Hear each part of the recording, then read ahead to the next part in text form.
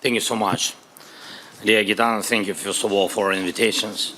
Thank you for support.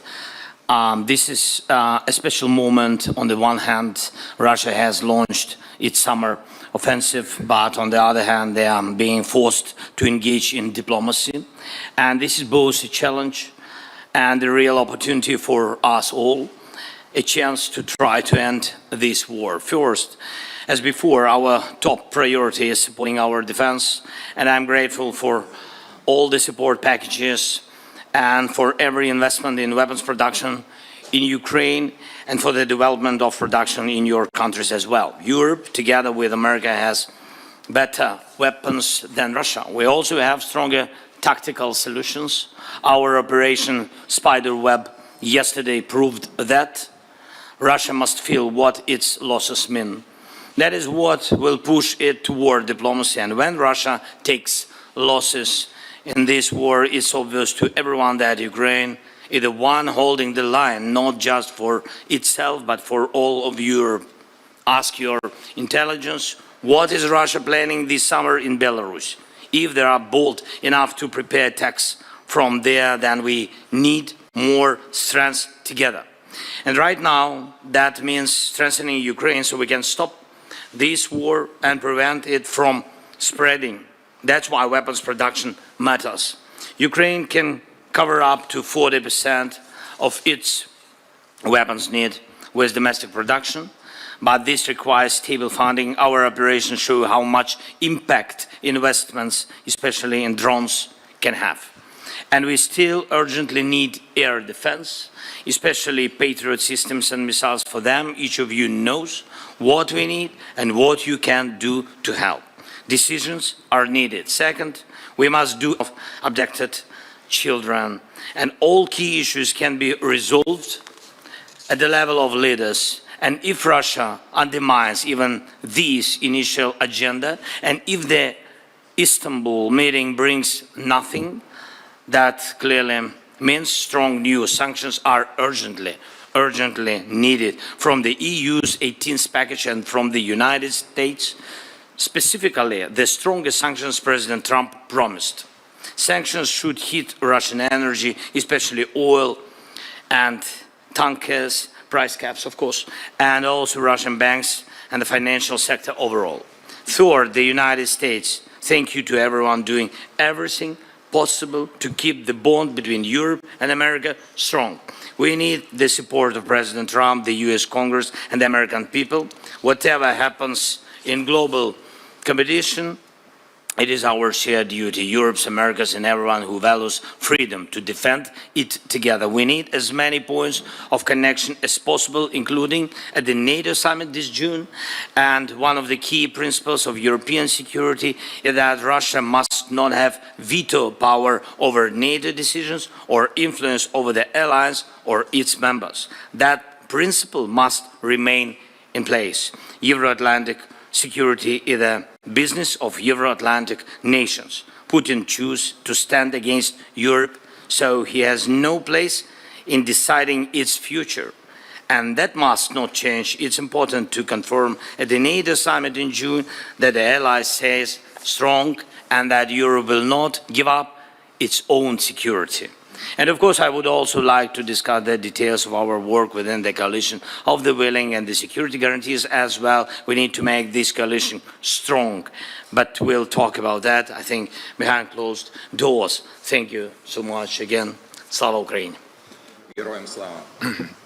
Thank you, dear Volodymyr, and I think we will have you in the second part of our. Also like to extend the special congratulations to the newly elected president of Romania, Nicușor Dan, who has joined us today only, as you said, 1 week after your inauguration. Welcome.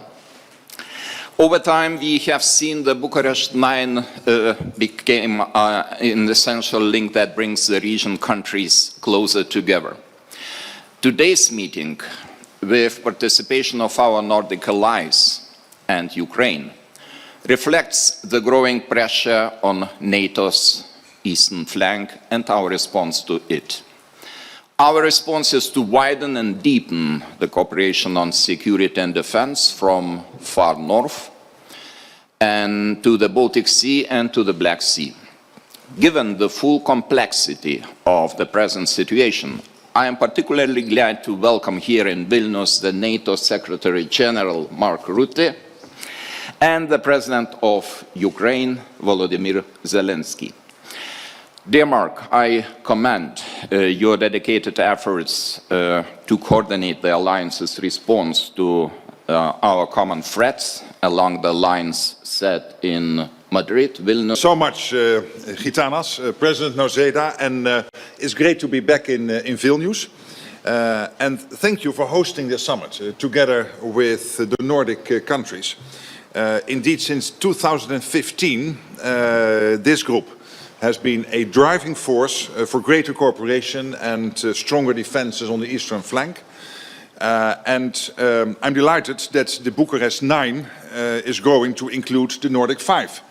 Denmark, Finland, Iceland, Norway and Sweden. And honored as always to be joined by our good friend Volodymyr Zelensky. Good that you are here. With Finland and Sweden's membership, NATO's eastern flank is longer than ever.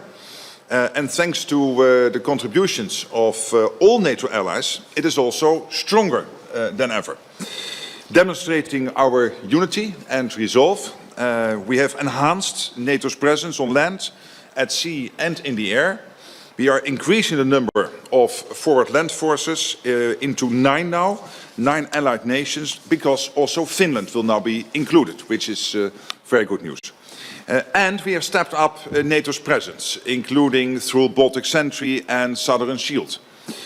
And I think this we all know, this matters more than ever, given the very real threat from a rapidly rearming Russia, which allies in this region know all too well.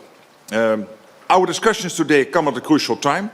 Later this week, indeed, NATO defense ministers will first meet in Brussels to agree ambitious new capability targets linked directly to our defense plans. These targets set out what forces and capabilities every ally needs to provide to keep our deterrence and defense strong and our 1 billion people safe. To do that, it is clear that allies need to spend much more than we are doing now. And that is why ramping up defense spending and production will be at the top of our agenda for the summit in The Hague, which will take place in just over 3 weeks. When we look at the key messages, I think it is this: spending more and producing more. So NATO needs allies to zero in now and deliver on the elements that increase our warfighting readiness so that we can better deter and defend. And I'm grateful to allies in this region for leading the way. There's no security without strong defenses, and there will be no lasting security without a stable Ukraine. So we continue to support efforts to bring this brutal war to an end and help Ukraine defend itself today and deter aggression in the future. And this will be on the table also this week, when we meet with the Ukraine Defense Contact Group, chaired by Germany and the United Kingdom on Wednesday. So, dear friends, a lot to do to prepare for a successful summit, but I'm confident that with your support we will make NATO a stronger, fairer and more lethal alliance to keep us safe for decades to come. So thank you again for your hospitality, and I look forward to our discussions. Thank you, Mark. And now I would like to address President Zelensky. Volodymyr, the floor is yours.